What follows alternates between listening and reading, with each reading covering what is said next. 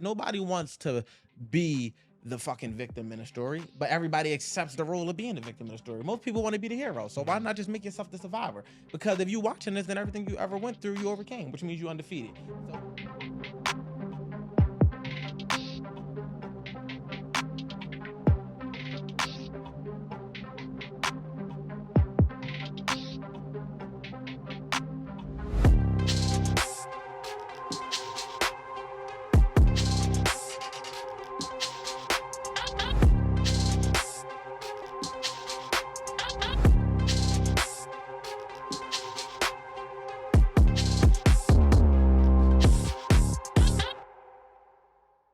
What's going on is the Wolf, and we are back with another episode of the Wolf Has Spoken podcast, America's fastest growing podcast. The universe's fastest growing podcast, and we encourage you to get 1% better every single day and every single way.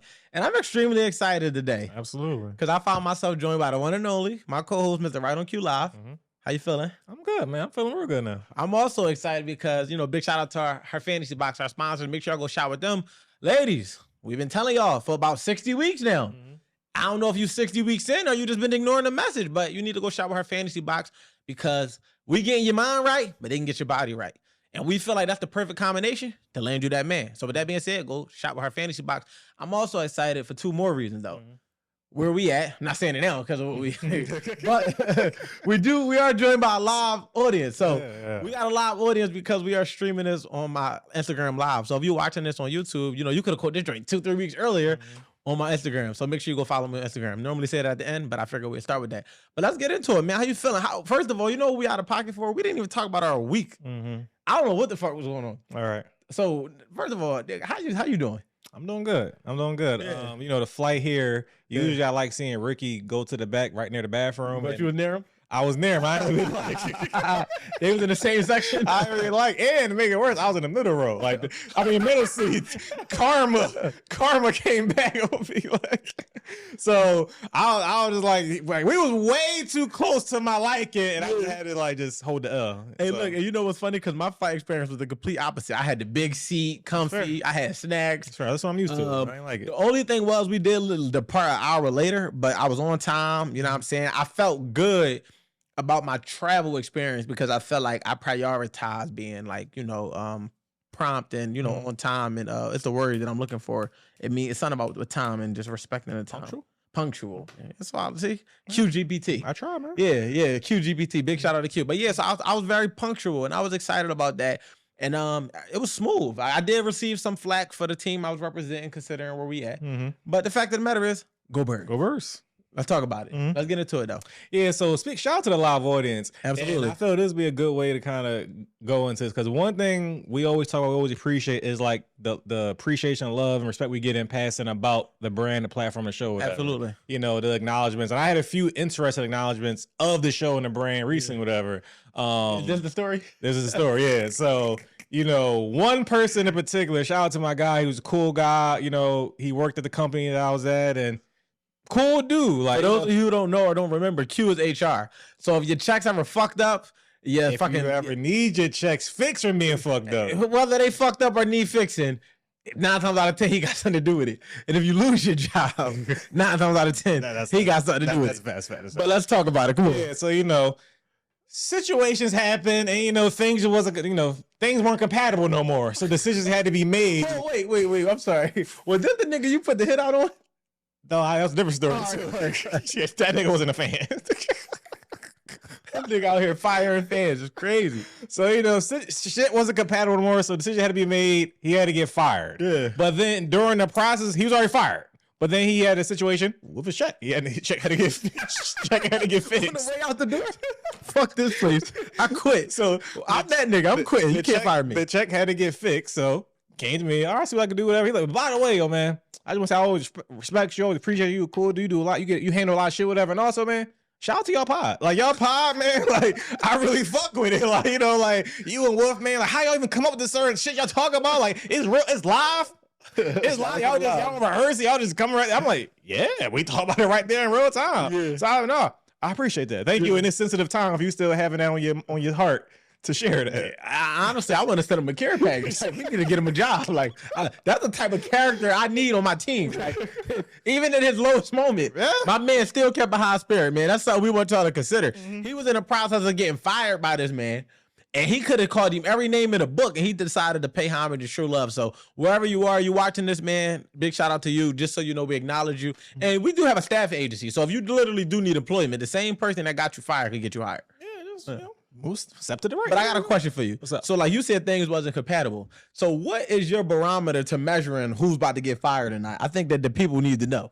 So it can go a few ways. So one, you know, I've told you before, the plus minus shit, whatever. Yeah. Like if your plus minus just isn't really in effect no more, that shit more negative than positive, then I don't give a fuck what else come with that, whatever. You out. It's done. It's over. I didn't get you on my radar now. I don't really fuck with it. We gotta do whatever. However, let's say they work with you. They on your team. I'm just a person over everything essentially. But you hit Q like Ricky, this nigga, man, this keep happening. My thing is, I don't like hearing the same shit over and over again. Yeah. So you may just want to keep complaining about Ricky, whatever. I'm gonna say, woof. He gotta go. Ricky gotta go. These are the reasons. This need to happen by this date. And usually that way, because apparently you're not realizing the plus minus is fucked up. That Ricky is on. Exactly. So I'm gonna let you don't want Ricky. You don't want to be the example. Ricky said use somebody else. Because clearly you're not realizing the plus minus is out of whack right now. So here you go. That's so talking about though, so they say he who cast the sentence got to cast the sword. In old ancient times. So if you saying like, yo, this person got to go, why are you not the one doing it? Why are you going to send me on a dummy mission? Because it's a person on your team. So what? It's just so like how? So it's not a way for them to be like, oh, you do it. Like, no, actually, don't work that way. I'm curious. Yeah, it doesn't work that way. Like, how does shit go? Yeah, actually, how it could go is, once again, Ricky. Like, if you don't get rid of them, you gotta go type shit. No, that'd be kind of crazy, but it could go that way, but not typically though. Yeah. But usually say, like, can I get rid of Ricky? Let me know if it's in bounds, Q. I got you. And they're trying to make sure they're compliant. Right. That makes sense. You can't just say, Ricky was fucking, he wore the wrong shoes. He's got to get the fuck out of here. Like, fuck with him. Yeah. Like, nigga beat me in fantasy football. Yeah, it's like, well, actually, we gotta go that way. Like, but plant this on him though. Like, no. Plant this is crazy. Why keep using your name though? Like, why you? Let's get into it. Also, I'm gonna say, we was talking about I lost it. We was talking about you're respecting space. Yeah, so speaking of Ricky, the whole idea of like, we said it before. Men don't need safe spaces. Yeah. Wolf math. Yeah, I said it before. Yeah, don't need safe spaces. Yeah. Men don't need safe spaces. And Ricky was bitching. Yeah. Ricky smut episode. Yeah. But no, we was talking about we was unpacking that whole idea like many safe space versus respected spaces, and oftentimes men, when we're trying to express ourselves or like convey a message or just trying to deliver, especially to our women we're dealing with or dating, whatever, they may not receive it in the best way. And we're like, all right, if a man can't even be vulnerable with you or express himself or try to convey a point to fix a problem or even address a problem, but you can't receive it properly, what is the best way to deal with that? And Ricky Point was like, is that not trying to create or ask for a safe space? Yeah. So I think I told that safe space shit is I think that's like a women popularized word. I understand, I get it. They need a judgment free zone, right? It's like, in order for me to feel like I can say what I'm really thinking, I need to make sure it's not gonna be too much pushback. I feel like as men, we can't care about the pushback. I think that if it has to be said, there's a way it has to be said, but it being said shouldn't be contingent upon the space created for it to exist. You got to be comfortable with expressing yourself. On a recipient end, if a woman wants us to feel comfortable expressing ourselves, she has to respect that space of us doing it. As far as it being safe or not, don't matter. As far as then how she feel about it, don't matter. What matters most about it is, can you control yourself emotionally enough to not lash out, to not crash out, to let me finish my sentences, to let me get my words across when they're landing in pockets that might feel like an attack when really it's just me just identifying and assessing, essentially, you know what I mean? And being able to determine, like, look, this is my leadership of us getting away from this problem. This is how I come up with a solution. But if every solution I present to you, you taking it personal, like you're the only person that's dealing with the problem, or you're the only person that got to heal from the problem, or you're the only person that's being addressed in this moment, then that's when it comes to lack of respect to the space. And it's like, I'm going to talk while you're talking. I'm going to cut you off. I'm going to say hurtful shit and go below the belt because you clearly coming at me. But it's like, nah, it's not really an attack on you. It's just an assessment and us addressing something so we can move away from it. And I just need you to respect it. Let me land where I'm saying, or there's nothing to talk about. Because the thing about it is, as men, us valuing respects at such a high level,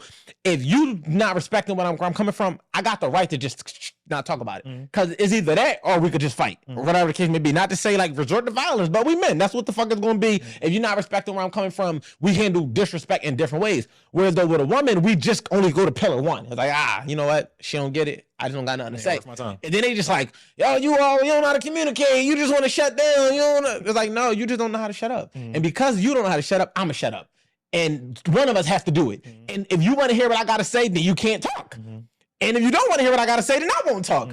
And that's the respect aspect of it. I'm not shutting down because I can't communicate. I'm not shutting down. I'm protecting us in this space. I'm protecting us from you lashing out and crashing out or me being reactive. And then I still got to take accountability for both our actions. So with that being the case, we don't need it to be safe. The safe space is for them. That's for you to need a judgment-free zone. I just need a respected zone where I can say what I need to say. It be heard, and however it's received, we'll work through that.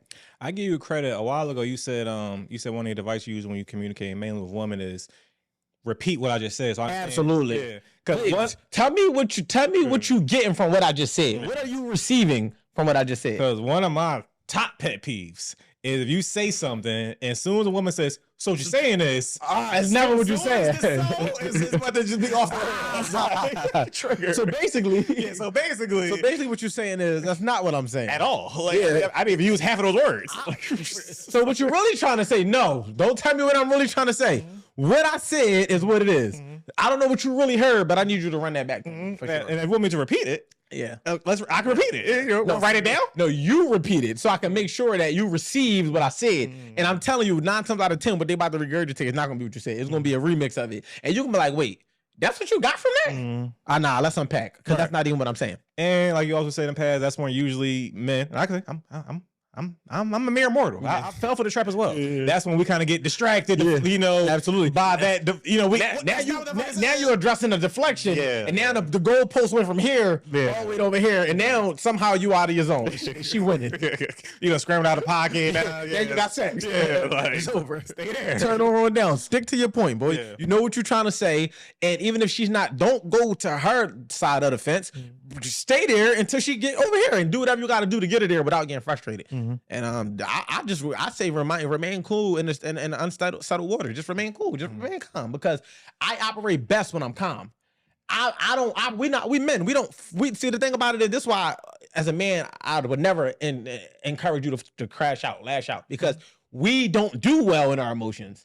It's not our strength. So yes, I have emotions. Yes, I can express them. Yes, I can regulate them, which is my strength, right? Compartmentalizing and saying, you know what? I'm gonna park that. I'm not even about to go down that block. But once we down that block, it's rage. It's red. It's eye. So I don't want to go down the block. So in order to be able to regulate, you got to stay calm because if you used to go on her field where she's used to being happy, sad, I'm crying, now I'm happy again, now I'm in love, now I hate you. All these different fluctuating emotions can happen in 5 minutes with them, and then they get right back to acting like shit didn't happen. Like curse you the fuck out, then call you back 10 minutes later, babe. So I'm still boiling from what you just. So before I even go there, I'm gonna just stay where I'm good at, being calm. I'm gonna remain steadfast. Let her go as high and low as she want, and my point is gonna remain the same. Wherever I'm trying to bring you to, that's where we going. I'm not letting you take me all the way over here in this land where I don't got no motherfucking, control. Yeah, stay here while she going up. Catch her when she get in there. She on the fucking what that shit called at Donny Park, the Dominator. Dominator, yeah. She on the fucking Dominator. Yeah, I was outside. She on the fucking Dominator. Fucking whole Tower of Terror, and I'm just sitting there. I'm cool. I'm on even ground, right where I'm comfortable at. Another thing we talking about one time is the idea of like debunking some woman. So one thing I came across, you can take it further, is a young lady, young queen. She said, hot take, men are the true lovers. They love a woman for who she is, not for what she has. Can't say the same for my gender. That's what a woman said. They said, who the true lovers? Men. Men are the true lovers. They love a woman for who she is, not for what she has. Absolutely. Can't say a name for my gender or whatever. So, oftentimes women are the ones saying like, they're the ones emotional. They'll pour into the man. They'll go further. Men don't, shit like that, whatever. But when a man really loves, they love. So, tell me more, sir. Is that a debunk? Is that like a myth that, women are the true lovers? No, I don't think they're the true lovers. Okay. I think first and foremost, man, I would definitely encourage our ladies to love themselves. Mm. I think that that's the main key factor because you can't love nothing if you don't love yourself. If you look in the mirror and you see things about yourself you want to change, that's a clear indicator that you don't love yourself. Mm. And when you see things about yourself you want to change, what's to stop you from seeing things about me that you want to change, and seeing things about your kid that you want to change, and seeing things about your living space that you want to change, and seeing things about your friends that you want to change? It's so much change because there's uncomfort where you're not settled at within self. You got to become content with self. So in order for them to be able to properly love us for who we are, they have to love themselves for who they are. The reason men love is because we love through loyalty. We love through commitment. So it's like commitment and loyalty is not subjective. It's subjective to the person as far as like what loyalty might look like to you, but your version of loyalty is not subjective. So because it's not subjective, you're not going to base it off of these variables that's changeable. It's just like, all right, I'm committed to you. I said I'm gonna do it. I'm a man of my word. Our love is based on that. Like once I say I'm in with you, I'm in with you. So that means for better or worse, for sickness and health, and rich or poor, I said we locked in. And that's when you got us all the way committed. And it's not contingent upon what she could do for us. What could change that is if we feel like we're not respected. So if you don't respect me, it's kind of challenging for me to believe you love me. And if you don't love me or don't respect me, then although I love you, it's kind of where I put up the barrier. So my love could still be there, but my barrier will get stronger. My barrier will get stronger, and my boundary will get stronger, and I just eventually cut you off. Whereas though for them, it just fluctuates. So it's like, again, if you look at yourself and you want to make change, how can you ever find comfort or contentness in a relationship? But once you look at yourself, like, you know what? I'm happy with who I am. I love who I am. I'm okay with who I am. Then I'll believe that they love us for who we are. But in most cases, more times than not, the first thing they do when they come in your apartment, oh, it's nice, but it need a plant. Oh, I like your car, but it's just had this smell. Oh, that's a good situation, but you ever thought about this? So it's like, it might be to them with good intent, but it's like you trying to perfect everything when shit could just be perfect as it is. And that's why we love harder and better, because we love imperfections. Whereas though to them, I can't love it because they're going to find, you could be looking at a girl holding a Starbucks cup. She could be cool. Pretty as for motherfucker. Don't worry about my nails. Let me see your fucking I got to get them done this week. I guarantee you, it was a lot of things I see in that picture, and your nails wasn't one of them. Oh, don't worry about my lashes. It's like, yo, sis. You have lashes? I didn't even realize. Like, I tell you, I didn't notice that. So it's like when they look at themselves, they see error and flaw, and they want to change it and perfect it. So they look at us, and they could be like, I love who you can be, but it's always going to be an aspiring thing. We always got to chase that feeling of who you can be. It could be healthy at times where it's time to evolve, use that fuel and evolve. Like, you know what? I want to constantly be evolving, but it get toxic when you content with yourself and they not content with you, but they want to be with you. Right. Let me go. Another thing we discussed before is, we were saying we had a difference of opinion about falling in love, being in love versus love. Oh yeah. And, maybe thing where you just talking about just now, like, I can love you and respect you, but if I have to put a barrier, maybe the love, would you going to say that the love will eventually fade? I'm not sure. I mean, so as a man, I could love someone or something forever, but how I express it could change. Okay. I agree with that. I think once love is activated, I suppose, whatever, or stumbled upon, I believe the love is eternal. Yeah. Even it could be friends you outgrew. It's like, for sure, I always love you. It's like it's like you would have to do something for me to be like, oh yeah, I just don't even fuck with you. And even at the bottom of it, it's still based on the fact that I might still have some love for you. Right. Now I will say, I did, finish a book called All About Love, and they had a different philosophy, and they were saying, no, like my thing before is like, again, like there's certain toxic love and relationships, whatever, where of course I don't condone certain shit, but I've always kind of looked at it as like, no, like, because people got fucked up upbringings and fucked up trauma and shit like that, whatever, how they go about their love can be wrong and fucked up, but I don't think that means they still don't love that person. I think express it differently. Right. That's how I looked at it. Yeah. But that book and other people were saying this to me when I was having different conversations, like, no, like, hate and love can exist. Like disdain and love and pain, like these things can exist with each other. It's truly not love. It's something. They had a whole other word to it, actually that was interesting. I forgot the word, but it's like, no, that's actually not love. If there's pain there, that's not love. So I don't know if you had any. No, I actually disagree with that. Okay. I think love is energy, as everything else you just named. I think it's just transmuted differently. So I think if you did have a disdain towards somebody, to feel anything means that there's feelings. Feelings. Emotion just mean energy and emotion. They fluctuate. So it's like, if you can hate something, you can love it. If you can have disdain, you can have admiration. So understanding the different variables is just how do we change it, right? Because it could have been times like, I never liked that song. Be like, yo, you know what? That shit grew on me. It's no different with people. They can grow on you. It's just about, are you going to open up your perspective to allow that. See, because when you change the way you look at things, the things you look at change, right? So it's like, if I look at everything that's wrong about you, it's like, this nigga cute this, he think he that. But if I turn around and flip it and look at everything that's right about you, or, just like that I can appreciate or respect about you, that changes my perspective on you, which allows for me to look at you in a different light. And honestly, one of the best practices that I was ever prompted to do was in a book I read. It was called The Magic, right? By Rhonda Byrne. She also wrote The Secret. And she was basically like, take a situation that you feel like is just like, let's just say cringeworthy, whatever word she used, but I'm gonna say cringeworthy. It's like, when I think about that situation or this person is just, and write down 10 things that you appreciate about it. Nigga, by the time I got to 10, it took me like 2 hours. By the time I got to 10 for certain situations, I couldn't even be mad no more. I put so much energy into thinking about 10 things I liked that I wasn't even mad no more. And I was like, oh shit, this shit work. Because if you could take anything, anyone, any situation that you just don't fuck with and find 10 things that you fuck with about it, I was talking about getting cheated on, friends that did this type of nut shit, these type of situations. And I'm like, by the end of it, I'm like, damn, like, I ain't even pissed no more. I told you before, one of the ways I was able to overcome being cheated on was like, I said to myself in that situation was like, well, maybe they really liked each other and I was just collateral in the middle. Maybe it had nothing to do with me. Maybe it was just me just happened to be in a place of being with her at a time where she really wanted to be with him. If I wasn't there, it probably would have still took place. I just was the collateral effect. You know what? Because I read the 4 agreements, I won't even take it personal no more. It's not because of what I did do. It's not because of what I didn't do. It's not because this person was this or that and I wasn't this or that. It was just simply because they might have just been into each other and I might have just been in the way of it. And now I'm out the way.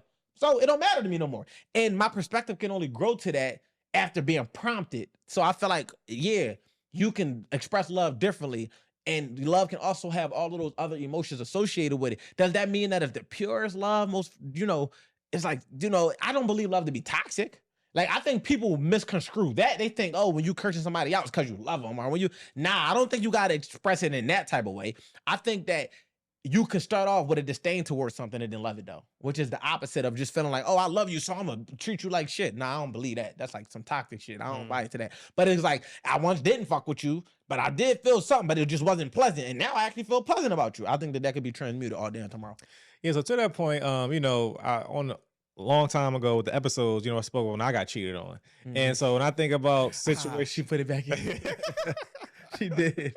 So put it back in. So when I think about situations like when I got cheated on, when I lost jobs or anything like that, I definitely think that's a dope mental device exercise to use of like you can write down 10 or whatever. Like it could take 3. Like, you know what? Fair. Yeah, like once you get to 3 positive things it's all perspective. I think it should be 10. Why? Because you can get to 3.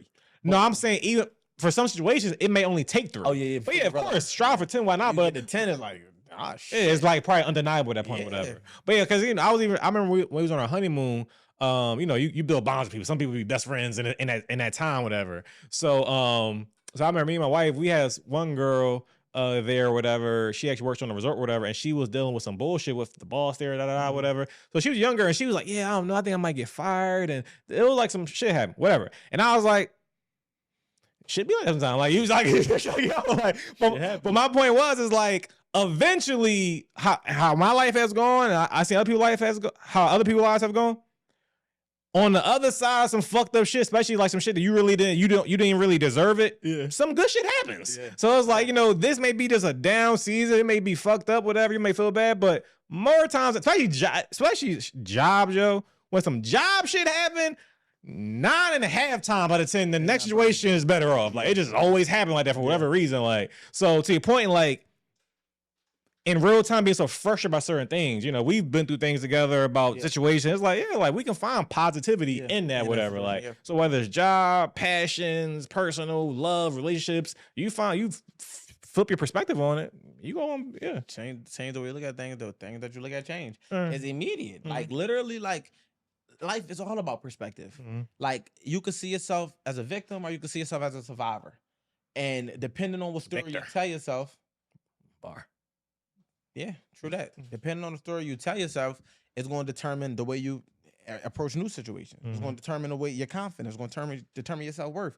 See, because if you feel like life always happened to you and not for you, you're going to always look at life like, damn, why me? But it's like once you start to kind of flip it and be like, you know what? I went through this because it had to shape who I am, then it makes it more of a pleasant story. And nobody wants to be the fucking victim in a story, but everybody accepts the role of being the victim in a story. Most people want to be the hero. So why not just make yourself the survivor? Because if you watching this, then everything you ever went through, you overcame, which means you undefeated. So yeah, you might have had some shit that took 12 rounds to overcome. Yeah, you might have had some shit that felt like it knocked you the fuck out and you had to go at it again. But the fact of the matter is when you overcame it, you realize that you survived it and you're still undefeated because you're still here to watch and fucking witness your own growth and development through the shit that you went through. But if you live in that moment of what that was and you think that that's the story, then that's why you're not going to succeed beyond that, because to you, the climax of it was the shit that happened to you, when the climax really was supposed to be the plot twist, what you did with it.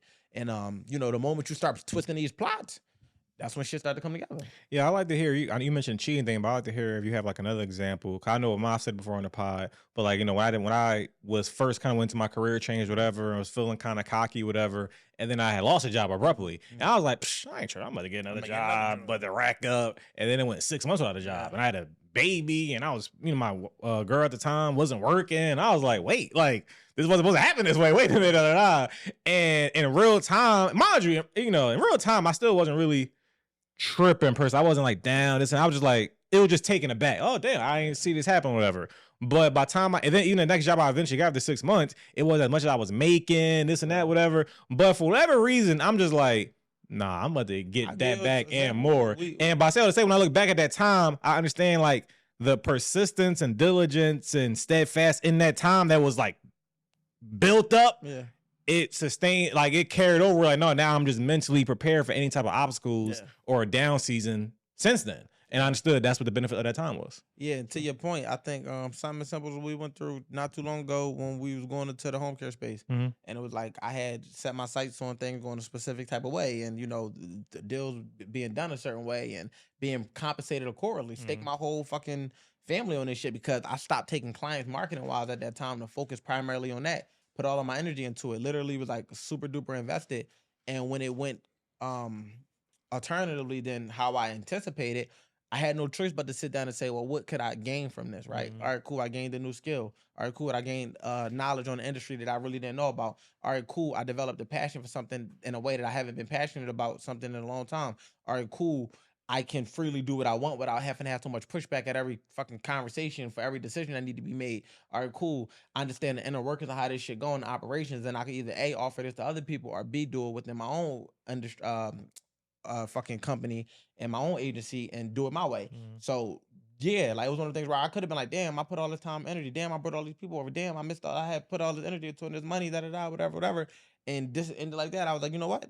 Yeah, I did all that, but look what I get to leave with. And I think, like, I look at that shit like how I would look at, you know, any type of breakup. Leaving here with something. Yeah, like I look at it like, I feel like you could look at a breakup the same way. I could look at my breakup the same way. Like all the shit I invested, all of the energy I put into it, the intentionality I had, you know, how locked in I was, the focus I put into it, the plans I had for the future, and be like, damn, I did all that. And it was, or I could just be like, that prepped me for my next situation. Cause I felt like, yo, the man I became after that, for me, I don't give a fuck what somebody else like leaves a relationship with. I literally care about like what I could reflect on. And it's like none of my I could easily point out 1,000,001 things that any one of my fucking my relationships have ever did to me, like, and be like, this shit is facts. Like, this ain't no fucking delusional made up. This shit is what it is. And feel like, yeah, but for what? I could just literally look at all the shit I need to do better. And I always choose that. I'd be like, I don't even care to think about it. I don't care to discuss. When I reflect, my reflections don't include what they could have did. My reflections only include what I could have did. And if it's relative to what they could have did, then that's the only time it include them. But without it being that, it's just me looking at myself like, what should I have done differently? Or what could I have done better? And what will I do better moving forward? And having that as my perspective based on that prompt of me kind of looking at the bright side of everything, it allows for me to move gracefully through every situation without holding or harvesting or harboring any fucking alternative emotions, whether it be negative, disdain, hate, this, that, and the third, because at the end of the day, I realized like I'm always going to benefit behind this shit, whether it go the way I wanted to or it go a different way. In the end, it's going to be some type of benefit for me. In the end, it's going to be a win. And people don't think of it like that. People look at it like, oh, it didn't go the distance, so it was a waste, or fuck you because of all the shit you did. But it's like never taking one fucking minute to talk about themselves and what they could have did. And I look at it like if you're the victim in every fucking story, something not right. Because it's like, for me, I don't even want to hear the victim. I don't even want to hear what was done to you. I only want to hear what you could have did differently, what you could have did better, because it's so easy for somebody to leave a relationship like, yeah, because this happened to me and they never was texting back on time and they never did this. They're just like, all right, cool, I get that. But, tell me more about what you felt like you could have did better. What do you feel like the areas you would like to improve as a partner? What would you do moving forward? And it's like, I never really thought about this. So what the fuck are we talking about? You obviously not doing the work. Doing the work is not just fucking venting and putting on the table what was done to you. Doing the work is being able to identify what you could do differently and put in the same predicament.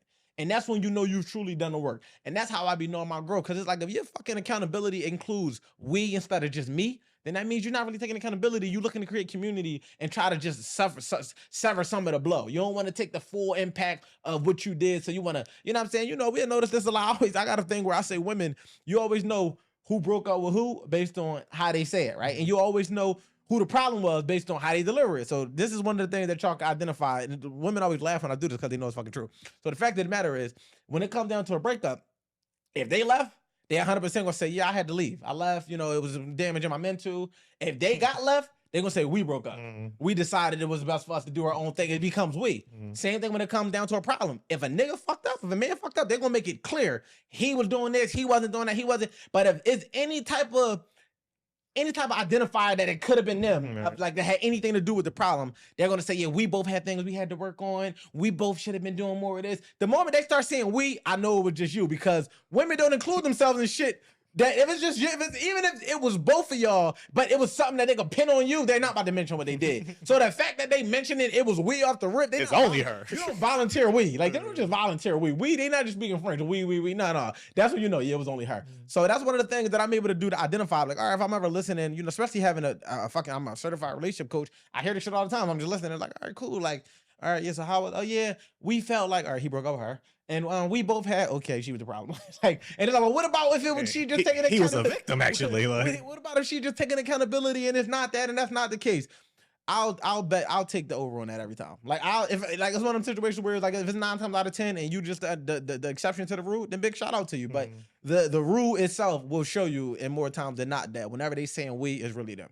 Because they not about to voluntarily incorporate themselves. You ain't never seen a nigga be wrong. And like, yeah, well, he cheated on me, but we both had things to fix. No, that side of the story don't get released. He cheated. It's just him. A while ago, you was talking about the that women, the walls versus letting their walls down before they letting their drawers down before they let their walls down. Right. And they think that they can keep their walls up as long as they decorate it. Putting makeup on it, putting a nice BBL on it. It's like, oh yeah, these walls are decorated, so I don't gotta like me for the outside. Don't worry about, you can insert me, but you can't get inside my mind. It's like, I'm tripling down on that because that's just still the craziest shit ever to me. Boy, good. And we was talking about, like, you actually respect or understand a woman more if she was like, I'm not giving you myself, but we can, let the walls down of, like, mentally, emotionally, whatever type shit. So you being a marriage-minded man looking for that, if you came across a woman and she's like, yeah, I'm saving myself for marriage. I ran into that a lot. Got you. And I ran into it a lot. Do you believe it, or like, is that a thought or something? Or also, two, is that something, all right, cool, I'm actually looking forward to see how this goes, and or that kind of like a straight like this. Okay. You waiting for marriage, I'm not. Okay. I had a girl actually say to me, are you like a try it before you buy it type of guy? Absolutely.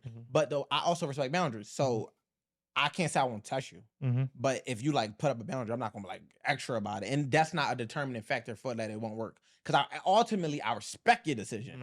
But I'm not gonna, like, my respect for your decision doesn't stop me from, because I didn't decide to do that. So, that's not a thing. But if it's like, oh, well, what happens when you try, and she say no? I mean, I think that's a case-by-case situation. It's like, I could either, it's like a renewal of respect. Damn, let me remind myself that but also I am also the guy that don't push that hard. I'm naturally not pressed. So it's not that big a deal. But it's like, all right, cool. If you waiting for marriage and we dating, and I say I'm not, then is it okay if of course, that's not the thing, but it's just like, that's just a speculation. Like, again, you made that decision, not me. You know what I'm saying? But I literally run into that like often. A lot of women, I just don't lie. Don't do it just to like stand on it. Because that's my whole thing. When I say I'll test you, it's not saying like I'm gonna just be this fucking rebel. It's like ultimately, are you just playing mind games? We said the weapons wouldn't prosper. We never said there wouldn't be weapons formed. And I have a weapon. Yeah, so I'm gonna poke you with it. But you know, if you ultimately, you know, become, you know, consensual with it. But if you stick like, no, I'm really not doing it, because I'm naturally not pressed. But I feel like it should be some type of intimate, gradual intimacy. I'm cool with that. Like, I gotta feel like we getting closer intimately for me to feel like, all right, cool. Like, all right, I ain't tripping. But you know, I don't know. I think that they don't know the difference between being abstinent and being celibate. You know what I'm saying? Abstaining from sex just means, you know, you decide I'm gonna just wait till I get married. But you know, when they say they celibate, they're not realizing like, no, that's saying like you're never having sex. Like, that's not just saying like you're not having sex for marriage. It's just like, you look it up. ChatGPT. Abstinence versus celibacy. Yeah. We got time. Okay. Look it up. It's a distinctive difference, and I think that the understandings are different. I'm not sure if and that distinctive. Many of them. I mean, I can't say by definition, but I know that the concept of it is like literally. But yeah. So many of them say they wait until marriage, but ultimately they're just gonna be not over the ex. So you gotta show me that you're serious. And the moment I see that they seriously committed to it, I won't try. I can stand with that. Yeah, so abstinence is the temporary voluntary avoidance of specific activities such as sexual activity. Celibacy is a long-term or lifelong commitment to refrain from sexual activity. Yeah, exactly what you said. It's literally it's like you say you celibate, you're saying you're never doing it again. When you're abstinent, you're saying I'm not doing it for now. So they're abstinent until marriage. They're not celibate until marriage. So, you know, a lot of people don't understand the difference in the two. But again, just to be clear, if a woman's truly on that, I'll truly respect it. Right. But me being me, knowing that I'm not waiting until marriage or whatever the case may be, that's not gonna stop me from being horny. But if she continuously be like, yeah, I'm like, all right, cool, I respect it. Because I ultimately respect it. And it will kind of run its course, I suppose. If we connect deeper than that, like, because sex is not like the primary pillar to me saying I will marry you. So it's not gonna be the primary determination that I want. Like, it's like, if we click that much, I'm just fucking rock with you. Like, I might not like it. I might not want to, you know what I'm saying? But at the same time, like, I might just expedite it. You know what I'm saying? Like, we get married. Well, you married me. What is you talking about? Is it like the wedding day or is it just a proposal? Yeah. Like, what's the stipulation? But again, some women will say that just because they're not over the X yet and they don't want to make their own decision. And I respect that as well. It's like, if I don't want to be a woman's regret, so because I don't want to be a woman's regret, I'm not a forceful, you know, fucking press type of guy. What I mean by that is like, I go to the base and the speed of where they at. It's like, if you cool and you at second base and you're not really trying to go, I'm not going to push past. I'm cool. Like, I don't got to hit the home run every time. I'd rather it be a respectful situation where it's like, all right, cool. You know, we got to explore each other in a way in which you was comfortable versus you feeling like you on my timeline to keep me. And then you do something and then you be like, damn, did I move too fast? Did we did it? Like, one of the compliments that I love to receive is when women just kind of like admire me for like not being pressed. Even after they do it, they're like, no, like by the time we did, I wanted to. It was like I had enough, you know, information to kind of like make that decision. And for me, it's never a long time. It could be a week, it could be 2 weeks. Because again, I go back to what I said. It come down to how comfortable they are more than do come down to how long y'all been knowing each other. It really come down to like, if you can create that space that make them feel like it's a judgment-free zone, and they're not gonna feel like you just gonna run off on them. Because I don't think that they mind having sex. I think that they don't want to just have sex and you just be like that. You know what I'm saying? Like, they typically start to notice when they become a booty call. But if they feel like, you know, it's gradual, it's like, same type of time, whether it run its course to the altar, it run its course to another direction, everybody feel like it was worth the time. And I feel like that's me. Most of my dating experiences, I don't think that they could be never too low on me. I can't say how high they'll go, but I'd never be like, yeah, I should never date him. They never leave feeling like they wasted their time, because you always gonna learn something. You always gonna earn something. You gonna gain. You gonna become better. I take pride in knowing that it's not a woman that can say I made her worse. Like, that's cap. Because like, it's literally men out here that just take from women, you know, not to even give them a spotlight, but it's just the reality of it. I'm such a giver. Like, it's no way you can't say that I didn't do for you this entire time. Whether you got what you ultimately wanted, which might have been a ring, we might have just not got there, right? And it's not to say, oh, well, what happened when you dealing with so many women and you just getting them in love with you and then you not, I don't play those games. I can't stop you from falling in love with me, but I can guarantee you that if I see that you're going farther than I'm willing to go, I'll put a pin in it, stop it. Or two, I always gave them an opportunity to get the ring. It's just about, did you earn the ring? Because we just not giving them out. I'm not the guy that just like, oh, you look good, marry me. Oh, your pussy good, marry me. Oh, you the best eater ever, marry me. Oh, no, none of that. It's so many other variables and factors that go into it. And if you feel like you don't got to earn that, then you're not worth the ring that I'm giving out, because I know what this package come with.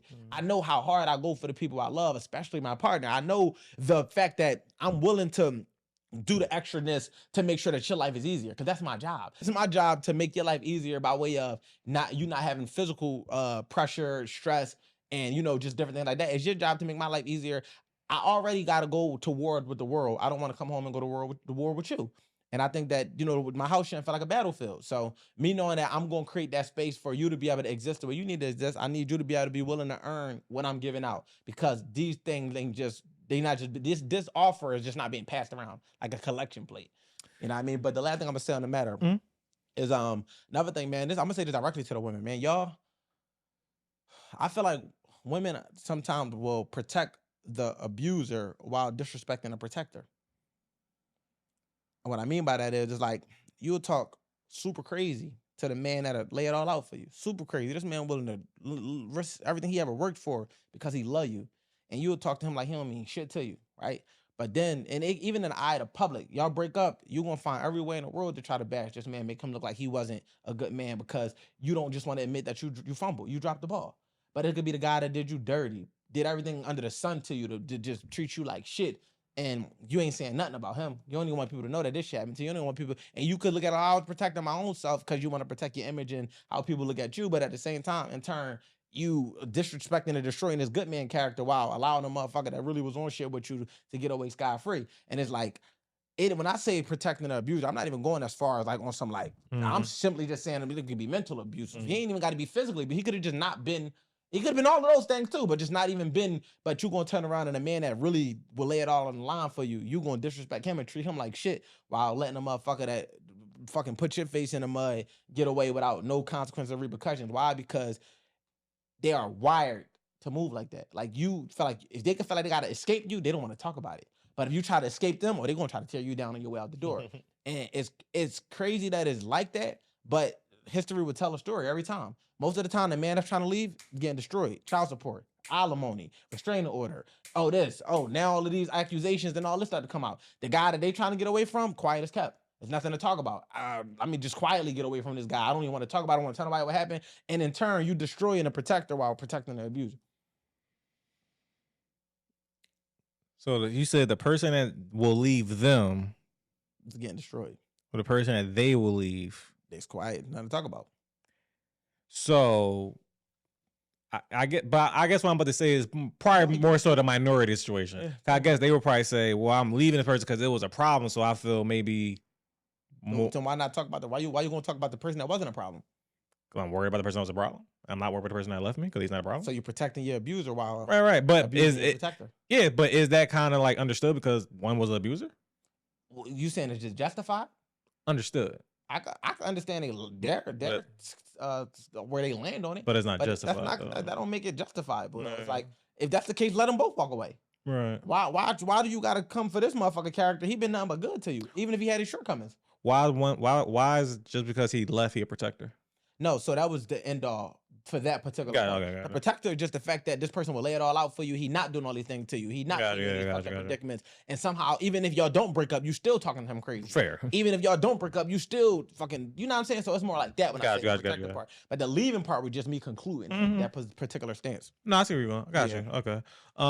So the reason why I even asked you about the abstinence thing, I know one, you've done fast. That was abstinence? Yeah. We got there? Yeah.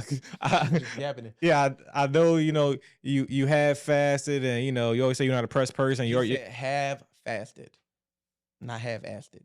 You have fasted. Yeah, I know. You're a marriage-minded person. Because even though I'm married now, I would never describe myself as a marriage-minded person or whatever. Yeah. So he said, I married my wife because she made me. Say no. Absolutely. I'm a victim. But so I think I expected you to say that, no, like if we locked in, I really fucked with you, clearly have some intangible values, whatever. I may not like it, but I don't think I would discard it because I'm possibly throwing away my wife, whatever. Like, so who knows where that could go. Yeah, I'm not throwing away my wife for no pussy. Yeah. Whether it be for another woman's pussy or the lack thereof, her giving me hers. I'm not doing that. And I guess I'm not gonna not try. That don't mean I'm not gonna try though. Right. And I guess you wouldn't know the sustainability of it. We had to go through it. Because that'd be capped. If I got on this camera right now, I'm like, yeah, you know what? She said she waited until marriage. I could do it. I don't know. Right. All I could do is renew the respect of her wish every time I try and she say no. but I'm going to try. But we going every time she say no, it's like, damn, I forgot she said. Now it comes down to sustainability of my effort. Do you not want me to try? What if she start to feel, why you keep trying? That means you weakening. We getting closer. Halfway there. Because I can respect your decision, but if it doesn't match mine, I don't have to not do what I want to do. You know, I just gotta respect your, turn down. It's like motherfucker knocking on your door trying to sell you cookies. You know what I'm saying? You can say no every day. You can't tell them to not knock on your door and try to sell you cookies. Like it's just that simple. It's like they're like, well, it's my property. If I say don't come around here no more, you could say all of that. You know, you can just probably just not answer the door, but you can't stop somebody from doing what they're trying to get across, which is like for me, but it's not the main pillar. So I'm not going to give up on my wife for pussy, so which means that I don't have to go try to find other pussy. And that means that if I got a woman that say I'm waiting until marriage, I'm not going to be like, oh, well, because you're waiting until marriage and I can't have no pussy. And I'm using this word. I know that's probably going to burn some of the ears can't take it, but it is what it is. I can't have no pussy. That's not going to stop me from feeling like she's a wife candidate. I'm going to respect it. Because if she could stop herself from having sex with me, that means she has self-control. And I'm going to always respect the woman that got self-control. And I know it's easier for them to have self-control sexually, but not with men they like. So I can respect that. You know what I'm saying? Okay. But we just want that not on my path. I'm gonna try. I like to try it before I buy it, and that don't mean I gotta have sex. Because all right, so this is another thing I gotta give myself credit for, and being a minority at the same time. I don't have sex with any and every woman. There's so many women I can have sex with. I won't touch them. I got a high standard before I even think about giving my. I look at myself a certain way, but I don't even want a woman to have a story to say, yeah, I was able to sleep with him. It's not. I'm not just on that. When I was younger, it was different. It was a different race I was chasing. But now, because I'm marriage minded, I understand that. I'm not even looking to form them type of connections with so many women, right? Like I had a thing where I said, like, even though it come down, and it's about to be, it might be controversial. I don't care. I'm not giving a woman head unless like she my wife, maybe my girl. But if I'm eat your ass, you gotta be my wife. So like I don't know. We gotta be going down that path. We gotta be together. Engaged. Something. But I'm not just giving a shorty head. Yeah, I'm not just giving a shorty head just because I'm having sex with you. You're not getting it. It's not happening at all. The moment you become my girlfriend, you become a potential wife candidate. I'll do it. You know what I'm saying? But, for sure, because I ain't going to say I won't do it for a chick that's not my wife, because, like, I'm probably extreme. But I'm definitely not doing it for a chick I'm just You're not my girl. I'm not doing it at all.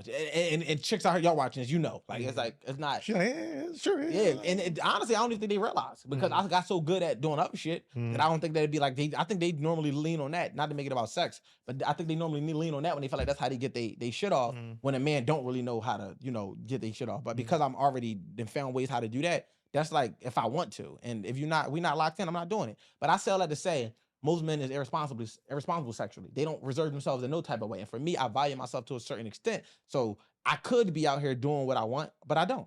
So that's just a testament to the respect that I have for myself. You know what I'm saying, and how I want to be looked at. And even when I was in a relationship, I take pride in women that ever try to DM me, try to tempt me. They could say for a fact, this man has never entertained. It's not a woman. I take pride in the fact that it's not a woman walking this earth that could say that I was locked into a relationship and I was entertaining them. I was cheating, running around with them. I told you, I had my episodes when I had my first relationship. Ever since then, never. And even those chicks couldn't even say it, because I'm going to be real, not that this is cool, they didn't even fucking know.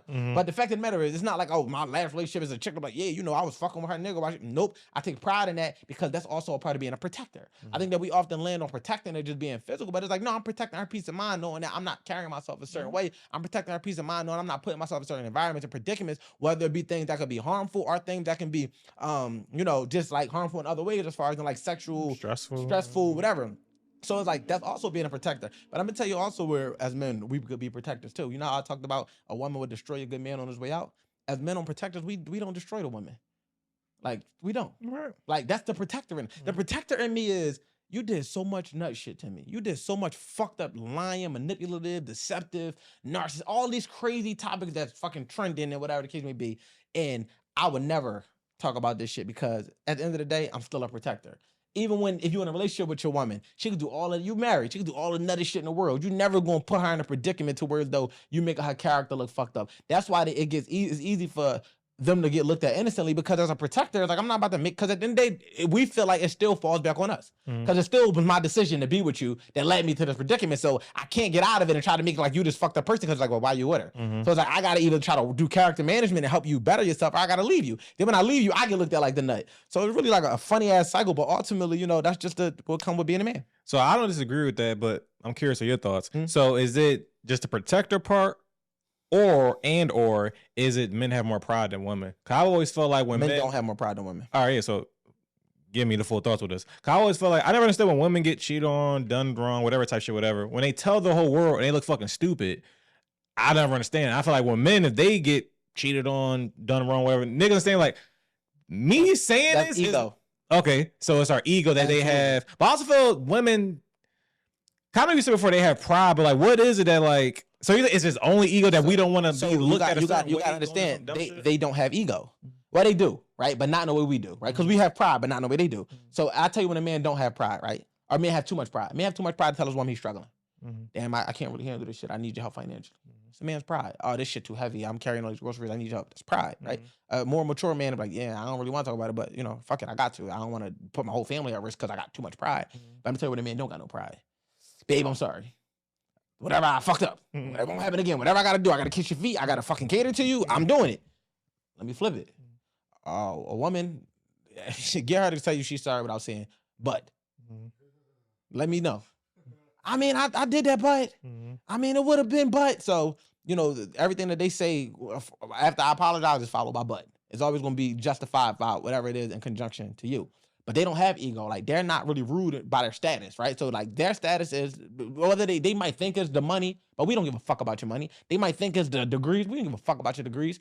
We really judging a woman based on the level of a man that she got. And it's like, well, why would y'all do that? It's like, because that show, it's like, that instantly could raise a woman's status, right? It's like you could be any random chick, but you deal with this level quality individual. That's her trophy. That's her claim, not to fame, but just claim to rise and outside of her individual accolades when it comes down to the whole societal perspective of when they look at a woman. How same way they might look at a man, so how sustainable is his family? Look at a woman, it's like, all right, what type of man does she choose? Is he an abuser? Is he this, he that? Because this is the people, this person you're gonna mate with. So this comes down to directly to your ability to make certain type of decisions. And if the one that you make for yourself is not good, then there's gonna be a kind of just, you can foresee it being like you're just not good at making good decisions. But when it comes to their ego, it's more so when it needs to be, you know, all the attention they need, right? Where though for us, our ego is a part of our status, it's a part of our world position we find ourselves in. It's like, I got to do this because I want to be respected. And if I want to be respected, it comes behind me having these things. And we get fueled by that. It becomes weak for a man when it's like he operating from a space of needing validated. You know what I mean? When it's like, it's like a bubble. Anything you say could just bruise his ego. You know what I'm saying? But as far as in the pride part of being cheated on, the difference is they create community behind getting cheated on, where though we feel outcasted. Because when it's all said and done, we look at it like we shouldn't have been in that predicament. Our ego comes in and like, damn, that can't happen to me. I'm that guy. How the fuck did I get cheated on? Is this guy better than me? What? So that's the reason why I'm like, you know what? Quiet as kept. I'm not gonna say nothing, because at the end of the day, by me speaking about this, it makes me show the weaknesses in me. Whereas though for them, it's like, oh, girl, come here. You're not the only one. We all been cheated on. It's all of us. Weakness, they get to utilize it as a strength. So I think that it's not that we don't share because of a pride. We don't share because of ego. The prideful part about it comes back to us not being able to forgive them. You know what I'm saying? Whereas though they can look stupid in front of people with the same nigga that cheated on them 20 times, like, I'm not showing back up with her. So I think that to the community. Yeah. And but at the same time, it's still a community. Whereas though for us, you know, we feel like, you know, it comes down to us being able to have good judge of character. They don't get scored in that way. Nobody look at them like, oh, you made a poor judgment of character. You should have known. We would like to do that, but it just don't happen. But for us, it'd be like, I mean, you knew she was like that when you met her. She was already on that. You should have never put yourself in that predicament. Or what did you do or not do? It's always come down to us. To your point, I was literally talking to a guy. I was talking to a guy when I was getting married at my job. He was like, I don't know if he's trying to throw me off or whatever. He said out of reflex, I'm getting divorced. I said, oh, okay. There will be weapons. Cool. But recently he was telling me like some details in his marriage or whatever. And I couldn't lie. I'm gonna tell you the details, but by the end of it, or even in the middle point, I was like, well, it's your fault. You never should have kind of saw these things coming or whatever. So to nigga try to create community and still get held accountable. Because the shit he was saying to me, I'm just like, you just saw it from a mile away. Why would you deal with all this? I don't understand. Like, it do be extreme. Yeah, man, she maxed out all my credit cards. She got pregnant by my homie. Like, how long y'all been married? When this happened? 10 years ago? How about this? He was like, we was together for 12 years. I'm like, oh, well, at least you had a good run. Like, you know, same time. I don't think it has to last forever. No, for real, we only shipping together. We only shipping married for like 1 year. I'm like, so you stayed for 11 piece? Yeah, like, but you should like. I'm gonna have to. You gotta hold that L, sir. Like, absolutely. Everything come after that, you gotta hold that. Absolutely. But she was doing shit like just being like verbally disrespectful, like calling him a loser and shit like that, and Exactly. First one is over. Yeah, You got one time to call me out my name. Yeah. You're not allowed to call me nothing that don't identify my character. Not a weirdo, not a cornball, not a clown, not a pussy, not a bitch. I don't play none of that shit because I'm not gonna call you none of that. So the moment you say that, yep. It's my time, Philadelphia. Like, Put the mic down. but it was a lot of this shit where I'm just like, yo, this is just clearly just not it. But you know, at the end of it, to your point, I'm just like, that's your fault. So at the end, so you were the same guy to just tell everybody like, that nigga came to that consensus on his own. You know what? I'm gonna just hold that because I'm the one that put myself here. So I'm the one that needs to know. You know what I mean? And even when we tell the homies, it's like we don't really feel judged because most of us have had it happen. We do feel salty though. It's like fuck. But one thing I will say, man, I do truly believe that you're not who you supposed to be or who you will be until after you get your heart broke for the first time as a man. And it's just about what you do with that fuel. Like, don't become bitter about it. Don't become a woman hater. Don't become, no, literally allow that pain. Because what happens is, I'm going to tell you why men get their heart broke. I don't think men get our heart broke for anything other than the fact that we feel betrayed. And the reason being is because if you understand how a lot of men are inexperienced when it comes to having an understanding of how women operate, men enter situations thinking women operate under the same premises that we do. So they think they view loyalty the way we view it. They think they view respect the way we view it. They think they view love the way we view it. So when you're thinking of a woman and then you realize that she has the ability to be deceptive, manipulative, self-centered, all these different things, and it's like, yo, I didn't even think this type of human could exist. I thought that we was like locked in, like you thinking that like the relationship y'all creating is consistent with the ones you might build with friends and family. But in reality, the relationship you're going to build with a woman is different because who they become in a relationship is going to be different or whatever case may be. The way, depending on their background, their trauma, and their upbringing is going to determine how they enter the relationship. So a man get his heart broke simply because what he thought is not what it was. It's not even about the emotional side of it. It's literally the fact that I thought you had my back and you didn't. It's literally the fact that I thought you were loyal and you wasn't. I thought you respected me and you showed me that you didn't. And I didn't think you were capable. So it's an underestimation. So it's because it's like no different than when you get your heart broke by one of your homies. Like, damn, I ain't never think you would cross me like that. Damn, I ain't never think you would steal from me. Damn, I ain't never think you would betray me. I'm truly heartbroken behind this shit. So it's more of a betrayal thing than it is like, oh, you hurt my feelings. Oh, you wasn't loving me hard enough. It don't be that. It's literally simply because men underestimate what women are truly capable of, and their first exposure to it be during the heartbreak. Damn, this whole time she telling me she was going out with her girlfriend, she was going to go fuck off on it. The fucking part that destroy a man is when he think that that's what it always is, move forward. Oh, I can't trust no woman. Y'all all betray. They're like, y'all, they all capable of doing all of the same shit, but this way you got to strengthen your discernment on being able to choose the character. Okay, how does she carry herself? How does she respect herself? What's the people around her doing? What they like? And how does she have, what type of accountable community is she surrounded by? That's going to determine her likeliness. It ain't going to say that's impossible, but it lowers the chances versus you just picking all of the same type of chicks and wondering why they all doing the same type of shit. It's like, bro, you fishing in the same pond. You need to literally go into a better ocean where the water is clear and not this fucking swamp that you over in. And the reason that the heart, the reason that the heartbreak, it hits so hard because again, if you grew up your whole life thinking that loyalty was across the board, respect was across the board, only to deal with somebody and realize that they got a completely different definition about it. And again, you gave them that trust of saying like, oh, you do this, you could do that. And then they do some whole completely left shit. You know, who you become after that is who you going to be. If you allow that to make you realize like, all right, you know what? I'm not going to be that naive no more. A lot of men get their heart broke from being naive.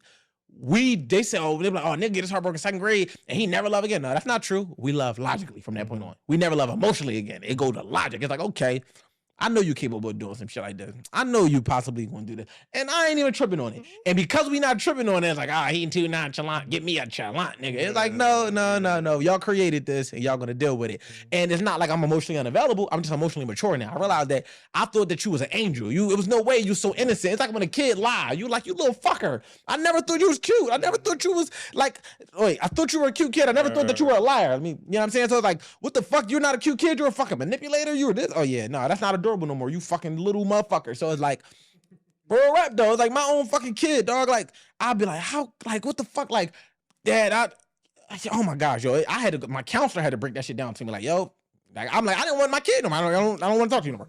Like you a fucking liar. Like you hurt my feelings. And it was like, ooh, like I can't fuck with it. And it's like I can't fuck with that shit, right? But it's like she was like 6 at the time. Their first words. Like, you feel what I'm saying? So it's like when I start to look at women the same way, it's like that's how you refrain from finding yourself in a predicament where you kind of develop this disdain. But if you think that they ever going to change, you're going to always find yourself heartbroken. But the moment you stop being naive about the heartbreak, they won't break your heart no more. Yeah, two things. To your point about the heartbreak or betrayal, one of my words I really like is disheartened. I think that's a good word to describe that type of stuff. Disheartening. Absolutely. That's a good one. And then two, like I said, you was doing, but just to wrap it up again, is like them 10 things. Yeah. What you learn from that cheating, that betrayal, that's how you 10 things, move on. And that'll shape you to be a better man. So don't underestimate what they're capable of. Take them for who they are, as they are, and give every woman an opportunity to show you who she is. It's really just that simple. Yeah, man. So I already know we encourage y'all to get 1% better every single day and every single way.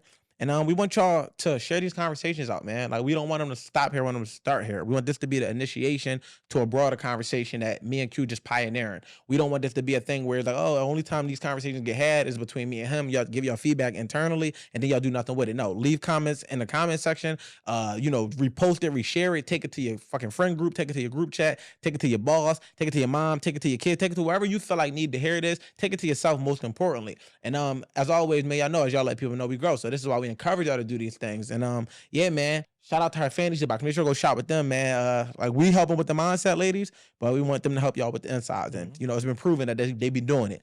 Fellas, if you want to be that guy, get her some of our fantasy box. Like, this ain't some shit I'm just saying. We had real fucking human testimonials. People I didn't even know bought the shit. Like, yeah, I've been using this. I've been using that. It really worked. So, the proof is in the products, and the products is on herfantasybox.com. Go get that shit. You hadn't even say before I super close. All right, so, man, I already know where y'all can find me at WoofWSC. Y'all know y'all can find the Woof Network, the IG page, woofnetwork.wsc. Y'all can find the podcast on YouTube, Woof Network channel, the Woof Has Spoken podcast. Y'all can find the audio on all audio platforms, the Woof Has Spoken podcast. And where can they find you at? Right on Q Live, as in the right side on QUE Live. And then y'all can find my guy, Ricky B. Philly, who is locked in with us at Ricky B. Philly. And make sure y'all go with the culture. What is connecting? Coded for Connections. And that's every third Friday of the month. Every first Friday of the month. Don't go on the third Friday to be nobody. Every first Friday of the month. And yeah, man, we want y'all to enjoy these conversations, but we want y'all to also explore what we're talking about and just make it a broader conversation. And do the work. Like, comment, subscribe, share, do all of that good shit, man. Until next time, let's get it. The Wolf Has Spoken. We out.